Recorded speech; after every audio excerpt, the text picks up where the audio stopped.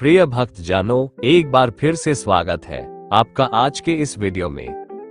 कई लोगों के मन में ये जानने की जिज्ञासा है कि शिव ही गुरु क्यों है। आज के इस वीडियो में इस प्रश्न का सही उत्तर मिलेगा आपको। आप वीडियो को ध्यान से देखिए, सुनिए और समझिएगा। साथ ही वीडियो को अपना प्यार दिखाते हुए लाइक और शेयर भी कीजिएगा। आप अपने विचार या प्रश्न कमेंट कर अवश्य बताइएगा। और इसी तरह की ज्ञानवर्धक वीडियो और देखने के लिए चैनल को सब्सक्राइब भी जरूर कर लीजिएगा। भक्तों, सबसे पहले भगवान शिव के मूल स्वरूप को जान लेना आवश्यक है। शिव पुराण में भगवान शिव को ही आदि शक्ति और अंतिम शक्ति के रूप में माना गया है। इसके भी कई कारण हैं, जो बताने लगे तो वीडियो बहुत लंबी हो जाएगी। लेकिन भगवान शिव की उत्पत्ति भगवान नारायण के हृदय कमल से हुई है, ये सर्वमत से माना गया है। इस कल्प के आरंभ में जब भगवान नारायण योग निद्रा से जागे तो मधु कैटब को मारने के बाद उन्होंने गहरी सांसें ली, जिससे उन्हें भूख लगी और उनके मन में कुछ करने का विचार आया। और इस तरह कुछ करने के संकल्प से उनके हृदय कमल से भगवान शिव प्रकट हुए। क्योंकि भगवान नारायण के हृदय से उनकी उत्पत्ति हुई, इसीलिए इन दोनों में भेद करना पाप माना गया है। शास्त्रों और सभी ऋषि मुनियों का कहना है कि जो इन दोनों में अंतर करता है वो पाप का भागी होता है। इसीलिए भगवान शिव की आराधना से भगवान नारायण प्रसन्न होते हैं और भगवान नारायण की आराधना से भगवान शिव प्रसन्न होते हैं। अब भगवान शिव प्रकट हुए तो कुछ न करते हुए केवल अपने आत्म स्वरूप में ही लीन रहने लगे। अब ये भी एक अलग बात है कि फिर नाभि कमल से ब्रह्मा जी का प्राकट्य हुआ और उन्हें सृष्टि की रचना करने के लिए कहा गया। प्रथम जब वे रचना करने लगे तो उन्हें कुछ समझ में नहीं आया। फिर भगवान नारायण के कहने पर वे भगवान शिव से मिले और भगवान शिव ने उन्हें माता से सहायता लेने के लिए कहा। यह एक अलग विषय हो जाएगा जो काफी लंबा होगा। हम लोग शिव ही क्यों गुरु है इस संबंध में बातें करेंगे, लेकिन भगवान शिव के मूल स्वरूप को जानने के लिए संक्षिप्त में ये बातें भी जान लेना जरूरी है।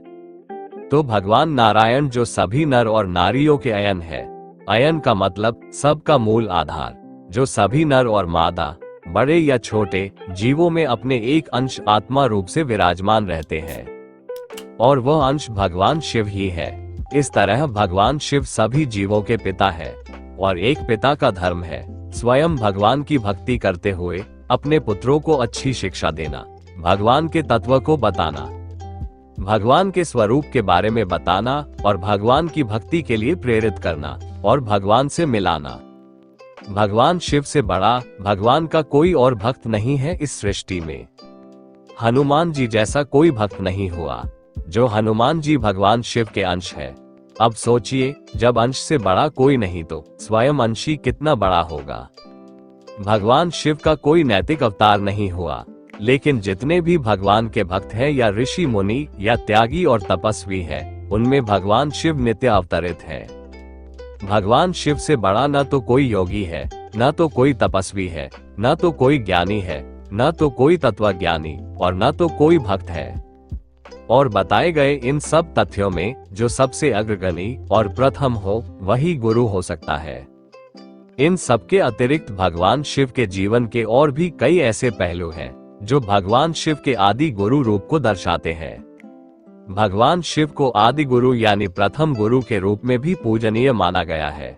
शिव का गुरु स्वरूप उनकी दिव्यता, ज्ञान, तप और उनके सर्वव्यापी स्वभाव के कारण विशेष महत्व रखता है।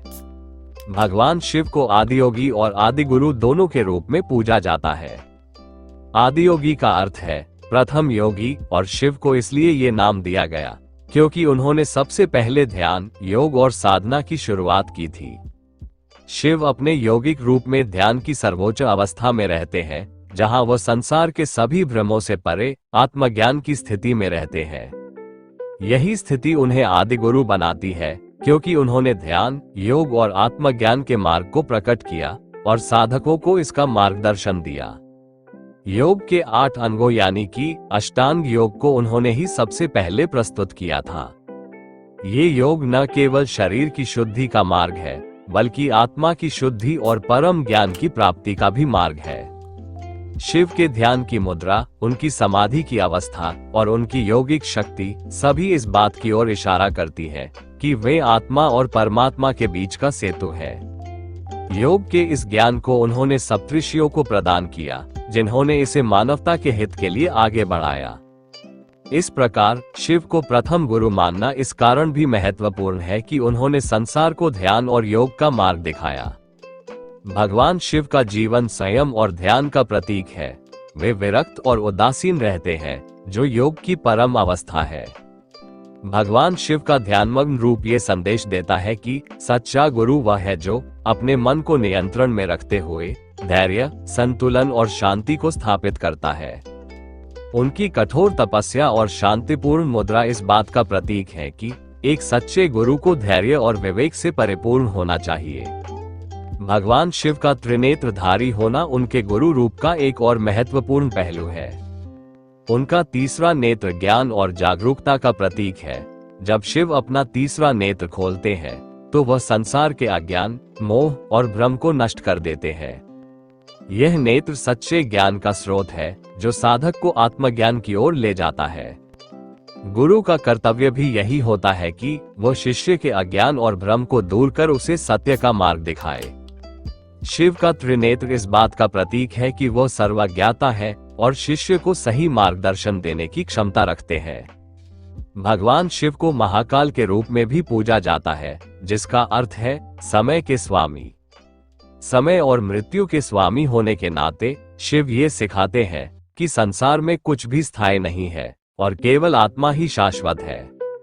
ये ज्ञान भी गुरु का एक प्रमुख कर्तव्य है, शिष्य को ये समझाना कि वह शरीर, माया और संसार के भौतिक सुखों से परे जाकर आत्मज्ञान की ओर अग्रसर हो।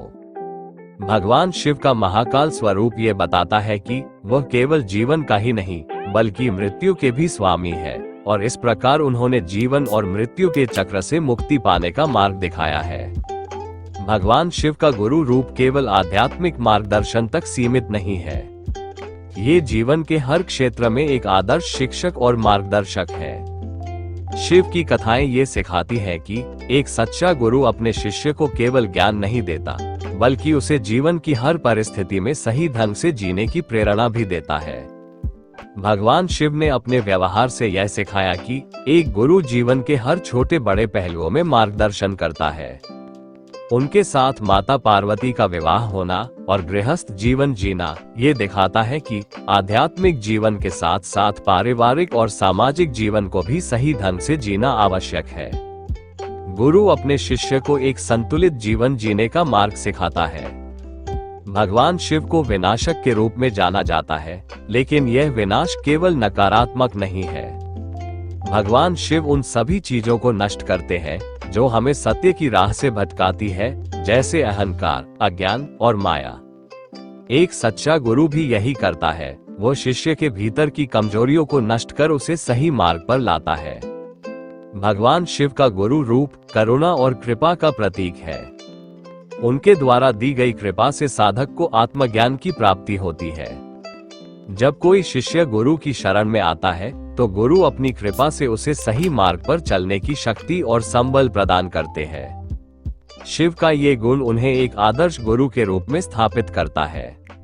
भगवान शिव को ओंकार रूप में भी जाना जाता है, जो कि ब्रह्मांडीय ध्वनि और जीवन का मूल है। ओंकार को सभी ध्वनियों का स्रोत माना जाता है और शिव का ये रूप ये दर्शाता है कि वो सृष्टि के हर पहलू के मूल है। गुरु भी शिष्य को मूल सत्य की ओर ले जाता है, जो कि परमात्मा के साथ आत्मा का मिलन है और अपने मूल स्वरूप को जानना है। शिव की पूजा और उपासना गुरु शिष्य परंपरा का एक अभिन्न हिस्सा है। भगवान शिव का नटराज रूप ये दर्शाता है कि वो सृष्टि, पालन और संहार के नृत्य के स्वामी है और इस नृत्य के माध्यम से वह जीवन और ब्रह्मांड के रहस्यों को उजागर करते हैं। गुरु का कार्य भी यही होता है कि वह शिष्य को जीवन की गूढ़ सच्चाइयों को समझाएं और उसे आत्मा के वास्तविक स्वरूप से अवगत कराएं।